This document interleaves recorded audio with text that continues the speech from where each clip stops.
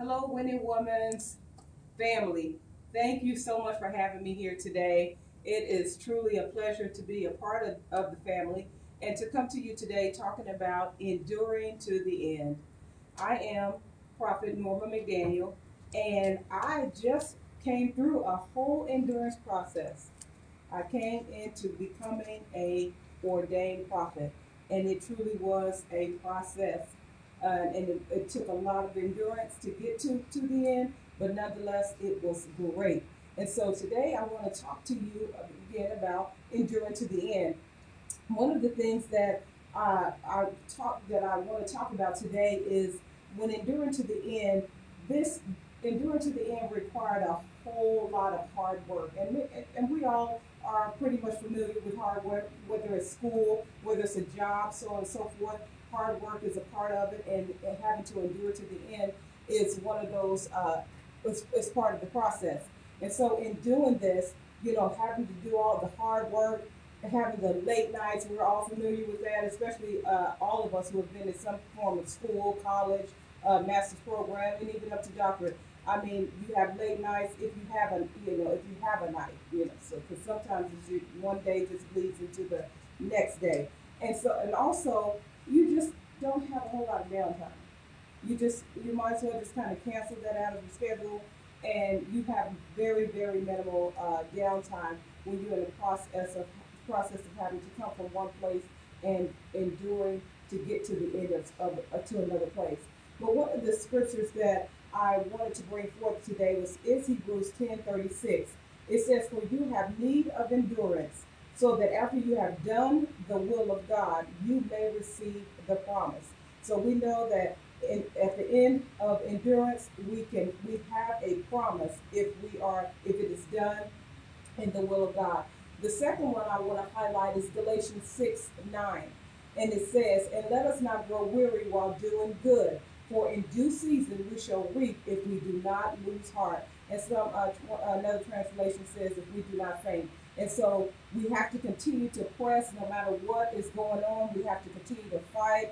And the best thing about having to go through is if you can have a partner, accountability partner, to go through that fight with you, because it's nothing like having to go through and having to fight to the finish and not have anyone in your corner to help you through.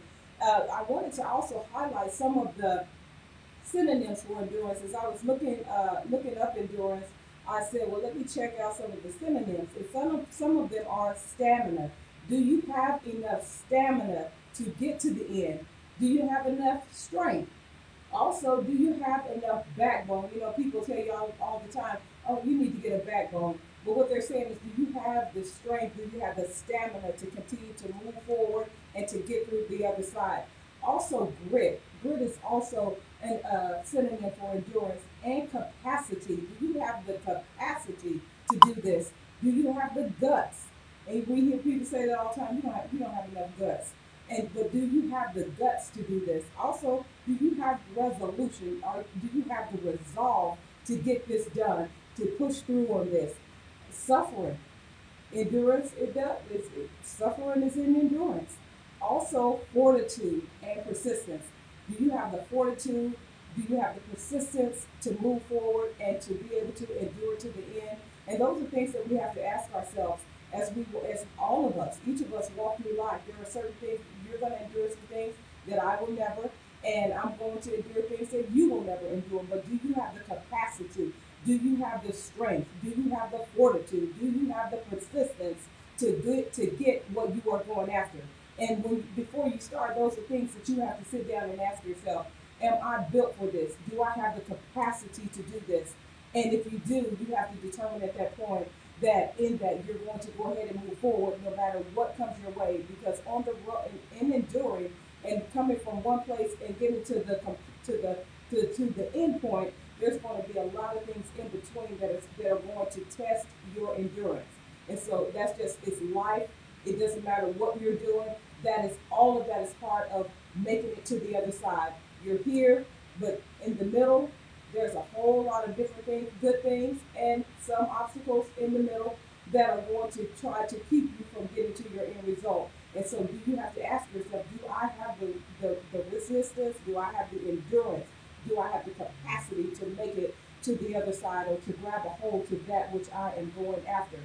And as I was doing this, I was thinking about someone in the Bible who to me represented endurance. And one of my favorite people of all time in the Bible is David. And David, I must say, David knew a whole lot about having to endure to the end. And so, with all of the many battles, the many wars that he had, he was a true man of endurance. And he was a man of war. And so, one of the familiar passages that we are pretty much familiar with is the whole story of David and Goliath. And even when I was thinking about that, I had to ask myself, it took, how much strength did it take to shoot a slingshot to knock a giant out? That took a lot of strength. But on the backside of that, David had a lot of practice in being able to take out the giant, because he told us in previous passages that he took out lions and he took out bears. So while he was out in the wilderness, out in the field working, he had a lot of practice in being able to do what he did. And so you're talking about a young man with a slingshot right to the middle of the forehead, knocks out a giant, and then after that goes and cuts his head off. And anybody that knows anything about anatomy or anything of that sort knows that, I mean, to cut through a neck, you have all these tendons, you have the bones, everything. To do that, that's not to cut a head off, it's not a very, very easy job. And so David had lots of strength. But like I said, he had practice. He had endured a lot of things. And as the scriptures go forward, we see all of the different wars and battles that David fought and won. But he was a true man of endurance. And so I wanted to highlight him. And we also go over and we to another passage of scripture, goes down to 2 Samuel 8, where it talks about at this point David has already defeated the Philistines. He said, after this came to pass, David attacked the Philistines and subdued them, and David took Mehon and Ammon from the hand of the Philistines. And this is in 2 Samuel 8. But before that, in 2 Samuel 5:19, is when he inquired of the Lord and asked, shall I go up against the Philistines, and will I win? And then God's told him to go up, for I will deliver them into your hands. And so David was no stranger to having to endure hardship. He was no stranger to having to endure wars and battles, one after the other. But even as we see it was constant. He was always in a war, fighting some type of wars, fighting some type of battle. But he himself was a great warrior, and he was a winner. And in order to do that, he had to endure a lot. He had, you're talking about what was the physique that you had to have to do what he did, to fight all of those battles. What he had to even endure physically and psychologically to do what he did. And so those are things that we have to look at, even looking at David and looking at ourselves. What are we having to endure physically? What are we going to have to endure psychologically? All of those things come into play when you are talking about having to endure to the end. Because for them to say to endure, when I think about the word endure, it to me is I'm going to have to do something. It's letting me know that it's not going to be easy, but it is very, very possible.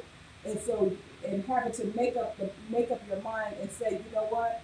Although this seems like a hard task or a hard assignment, yet and still I have the capacity to be able to get it done. But I must stay focused. I must put my mind to it and continue to move forward no matter what comes my way. It's almost like having a lot of balls in the air as you're on your road to breakthrough, having a lot of balls in the air and moving toward that and having to keep them all up in order to get to the other side.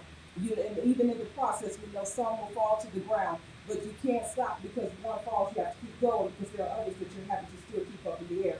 And so endurance it's something we all must have on this road from A to Z. Endurance is the key, and if we can keep our minds stayed on making it to the end and doing what it takes to get to the end, because you can think about it all day long, but if you don't put in the work to endure, and I'll talk about later those things that make for endurance here in just a little bit. But David was one that I really wanted to highlight because he was such a powerful man and knew a lot about endurance. And even in the midst of it, he faced the giant. And we have to ask ourselves, what are the giants that we are facing that are causing us to not be able to move forward, not to be able to endure the process? There are many things. Family will kick up. Different situations and circumstances. Your health will kick up on the road to getting to the other side. But you must endure to the end, and it has to be a mindset. You just can't say, I'm going to do it. It has to be a mindset that I am going to endure to the end. I'm going to do the work that it takes to get to the end. It doesn't matter what it looks like. It doesn't matter how hard it gets. I must endure to the end.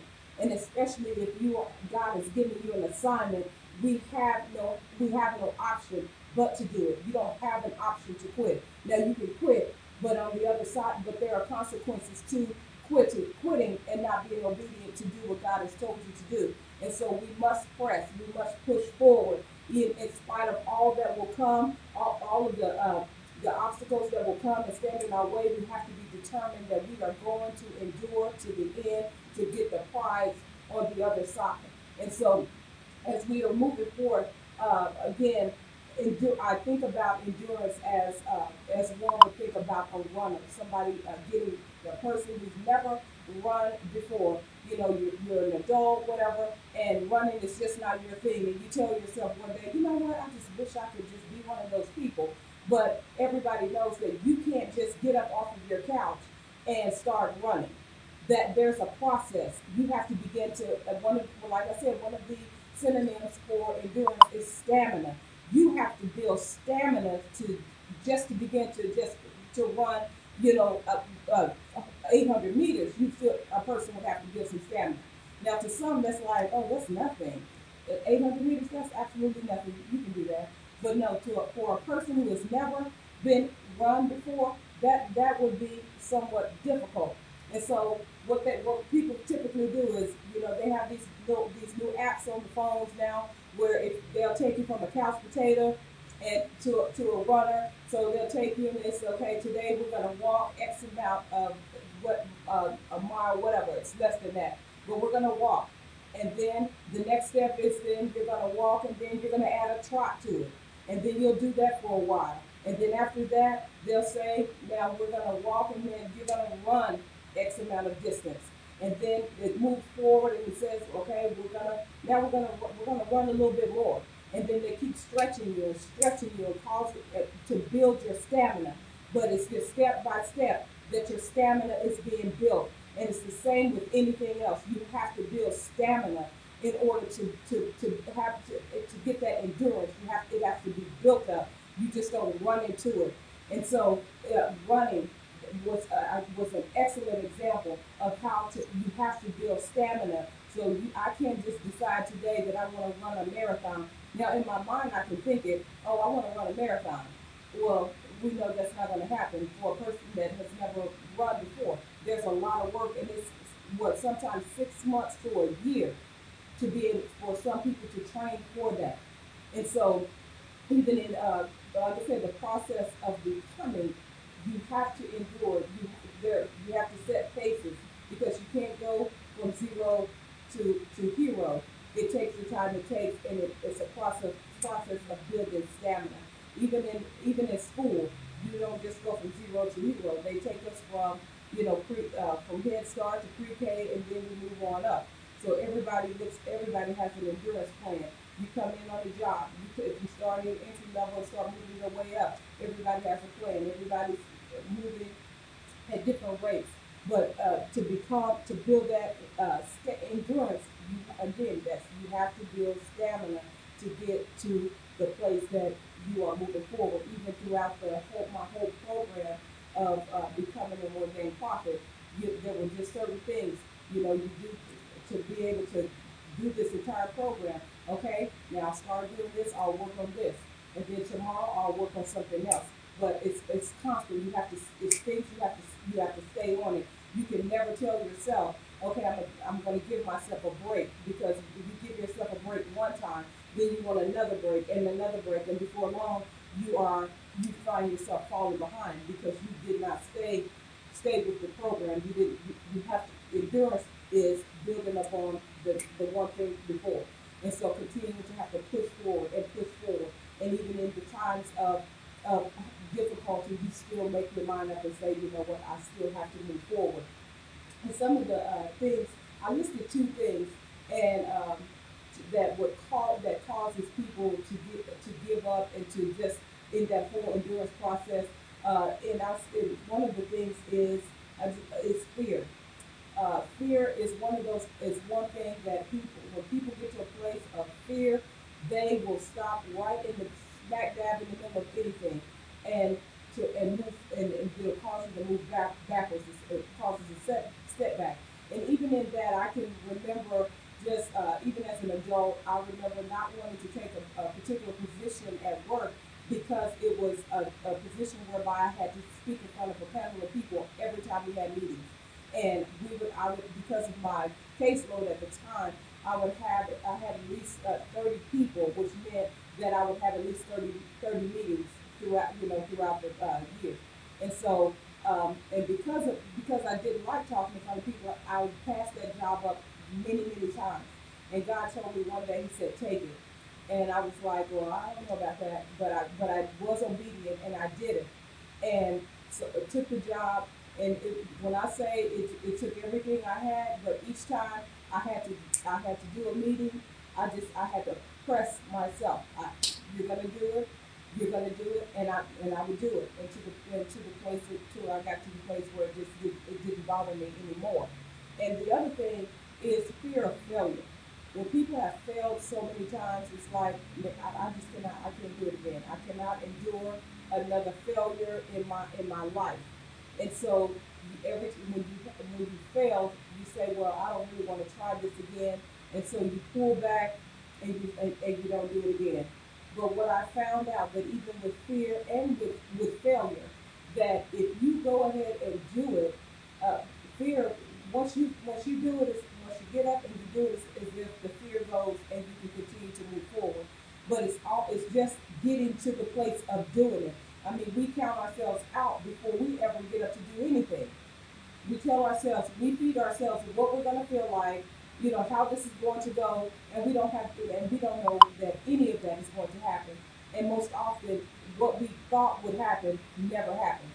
So we psychologically psych ourselves out of moving forward because of what we think people are going to say, what we think that people are hearing, and so on and so forth.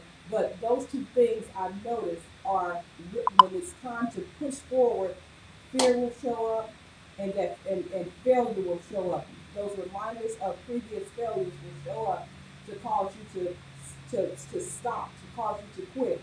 But it's when those moments come that you must push forward all the more. You just continue to press. You go with the flow. I remember I told somebody years ago that even with the whole fear thing and just causing me setback and causing me not to go forward, I said, you know what, I have to do it, and if I'm gonna do it, I'm just have to do it afraid. And so what I found out, even like in the process of all of this, it's never as hard as you imagine, but you have to do it. Doing it is the biggest part. Just get up and do it. And once you get up and you start, it's over. And so what caused as I move forward, I was thinking about Walt Disney. I was looking at some of the great people around the world who did things, and he was one of those people when I was talking about failure. Walt Disney, I saw where they said he was fired from a newspaper for lacking imagination and creativity and having no original ideas. Now we think about Walt Disney now. He has one of the largest amusement parks and a whole lot of other things attached to the name now. But who would have ever thought that Walt Disney was also rejected by bankers. They said 300 times because they thought the idea was absurd. But again, look at Walt Disney today because he pushed past his failures, he pushed past fear, and he endured to the end. He endured all of the 300 times that the bank told him no. He endured it, and he kept getting back up and going to the next bank, and kept on pushing forward. And many of us, we will. I mean, we're probably not going to go three good times with somebody telling us no.